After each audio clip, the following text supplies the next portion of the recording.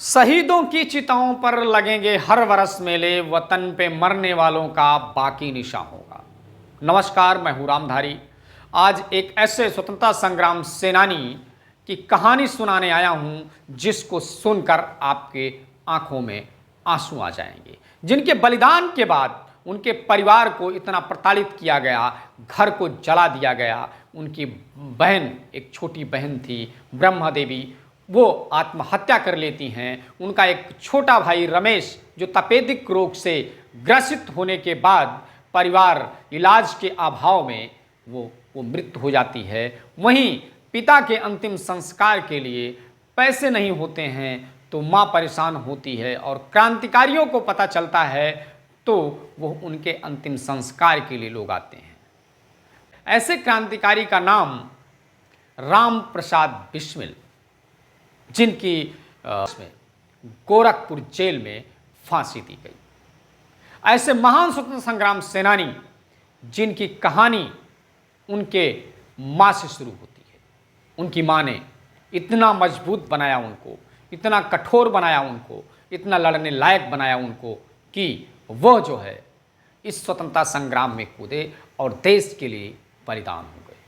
उनकी माँ मूलमती, जो वीर माता के नाम से जानी जाती हैं, उन्होंने ये कहानी तब की है जब उनको फांसी की सज़ा सुनाई गई थी।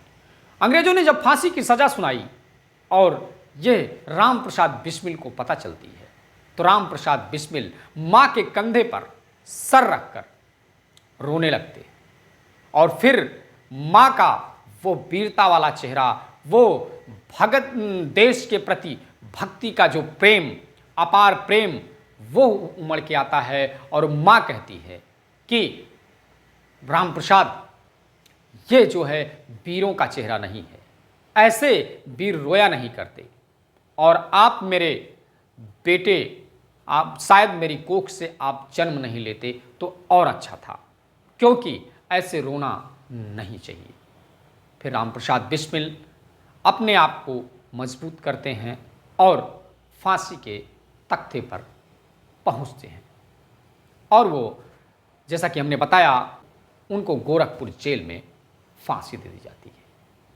इसके बाद जब ये आज़ादी 1947 में मिलती है, और आज़ादी के बाद जब सरकार का गठन होता है, नेहरू प्रधानमंत्री बनाए जाते हैं, उनकी माँ कमरे में होती हैं और बाहर आवाज़ें आ रही होती हैं, लड़के चिल्ला रहे होते हैं कि नेहरू प्रधानमंत्री बन गए, और कई सारे नारों के साथ बच्चे गली में कूच कर रहे होते हैं।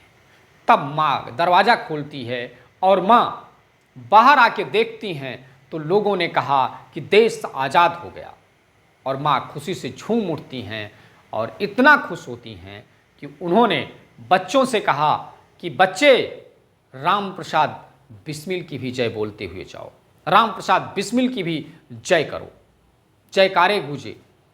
फिर माँ घर में जाती हैं और दरवाज़ा बंद करके राम प्रसाद बिस्मिल, उस महान क्रांतिकारी जिसने अपने देश के लिए बलिदान दिया, उसकी फोटो को अपने सीने से लगा के माँ रोने लगती है, और वो कहती हैं कि बेटा, आज तुम्हारा वो सपना पूरा हो गया जो देश के लिए आपने बलिदान दिया। आपकी बलिदान जो है इस देश के काम आ गया, और आज देखो, देश स्वतंत्र हो गया। लेकिन दुखी तब होती हैं जब, ये मीडिया रिपोर्ट्स की अगर माने तो, माँ दुखी तब होती हैं जब 1950 में संविधान लागू होता है, और इसके बाद उस जयकारों में, उस चर्चा में बलिदानियों के जयकारों का जिक्र नहीं होता, बलिदानियों के बलिदान का जिक्र नहीं होता है।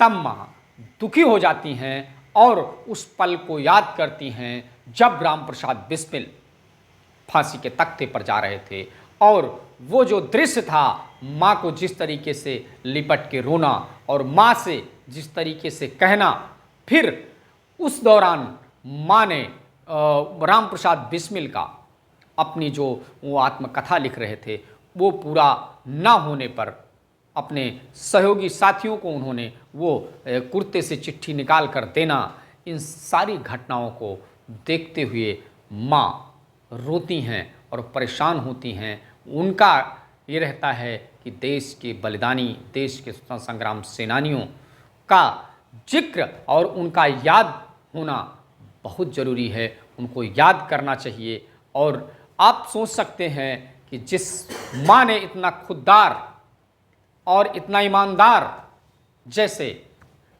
का राजा हरिश्चंद्र का नाम आता है, उसी तरीके से माँ की खुददारी पर कोई शक नहीं किया जा सकता। चूँकि ऐसी माँ को भी सलाम, इस देश को भी सलाम।